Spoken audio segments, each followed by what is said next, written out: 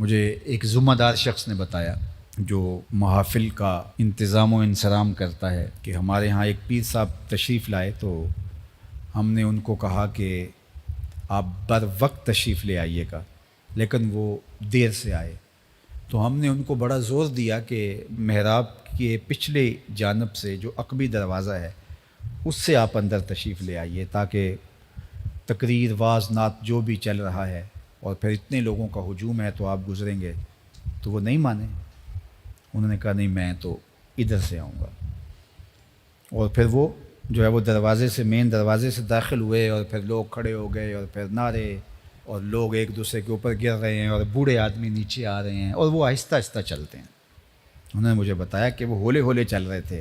ہوتا نا کہ گنجائش مل گئی ہے اور لوگ ایک دوسرے کے اوپر گر رہے ہیں، کوئی بوڑھا آدمی ہے زخمی ہو جائے گا، اس کا تقدس مجروح ہوگا، لیکن وہ ہولے ہولے چل رہے تھے، وہ اس پروٹوکول کا لطف لے رہے تھے، اس پروٹوکول کا نشہ اٹھا رہے تھے۔ مجھے بتاؤ بوڑھوں کے اوپر لوگ گر رہے ہیں اور اس پروٹوکول کا بھی جو لطف اٹھا رہا ہے، پھر ایسے پیر اور یہ وزیر مشیر اور حکمرانوں کا کیا فرق رہا؟ تو یہ ان چیزوں کا بہت خیال کرنا چاہیے۔ بزرگوں سے ملنا، علماء سے ملنا، نعت خوانوں سے ملنا، قاریوں سے ملنا اچھی بات ہے، لیکن اگر آپ کسی کو دھکا دے کے ملتے ہیں، وہ تو حجر اسود کو چومنے سے بھی روک دیا گیا اگر کسی کو دھکا دینا پڑے۔ حجر اسود کون ہے؟ یمین اللہ، اللہ کا دست راست ہے، اللہ کا دایاں ہاتھ۔ جو حجر اسود کو چومتا ہے وہ رب سے مصافحہ کرتا ہے، کتنی بڑی بات ہے۔ لیکن کہا کہ اگر رش ہے، کسی کو دھکا دیتے ہیں اور کسی کو تکلیف پہنچتی ہے تو آپ دور سے ہی اس کی طرف اشارہ کر کے جو ہے وہ استلام کر لیں، آپ رش میں نہ گھسیں۔ تو جب حجر اسود جو یمین اللہ ہے، حجر اسود کو چومنا رب سے مصافحہ کرنا ہے، تو کیا حیثیت بچتی ہے رضا ثاقب مصطفی کی، کیا حیثیت بنتی ہے قاری کی، نعت خواں کی اس کے مقابلے میں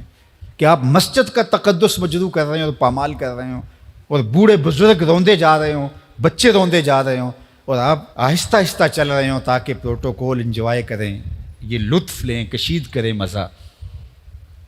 تو یہ بہت بری بات ہے۔ آپ اچھے مسلمان کے اچھے انسان بھی نہیں ہیں، آپ تو اپنے آپ کو شیخ المشائخ کہلاتے ہیں نا، زینت القراء ہیں، آپ تو طوطی پاکستان ہیں، آپ تو خطیب امت مسلمہ ہیں، آپ تو نابغہ روزگار ہیں، آپ تو بہت بڑے ولی ہیں، اور آپ پتہ نہیں کیا کیا ہیں وہ القاب جو آپ کے ساتھ لگتے ہیں۔ میں کہتا ہوں آپ اچھے انسان بھی نہیں ہیں۔ آپ کو پتہ ہے کس کی وجہ سے بوڑھا روندا جا سکتا ہے اور آپ کی آنکھوں کے سامنے روندا جا رہا ہے، اور آپ کی طبیعت گھٹن میں نہیں آتی، آپ کے چہرے پر پریشانی نہیں آتی کہ یہ کیا ہو رہا ہے۔ آپ آہستہ آہستہ قدم رکھتے ہیں، جس طرح قدم دکھتے ہیں اور ایسے ایسے چلتے ہیں تاکہ اس کا زیادہ سے زیادہ لطف کشید کر سکیں۔ تو صاحب آپ کو گمان ہے، آپ کے مرید کہتے ہیں کہ آپ شیخ المشائخ ہیں اور غوث اثر ہیں، زمانے کے مقتدا ہیں، اس زمانے کے سب سے بڑے آپ ہیں، لیکن یہ آپ کے مرید کہتے ہیں، آپ کہتے ہیں، لیکن میں کہتا ہوں آپ اچھے انسان بھی نہیں ہیں۔ تو اس لیے ان چیزوں کا بہت لحاظ رکھنا ہے، یہ ہمارے دین کی اقدار ہیں اور ان کو ہمیں سمجھنے کی کوشش کرنی ہوگی۔ جو ہماری محافل کا سٹائل بن گیا ہے اور جو صورتحال بن گئی ہے، یہ خانہ زاد چیزیں ہیں، شریعت ان کی اجازت نہیں دیتی۔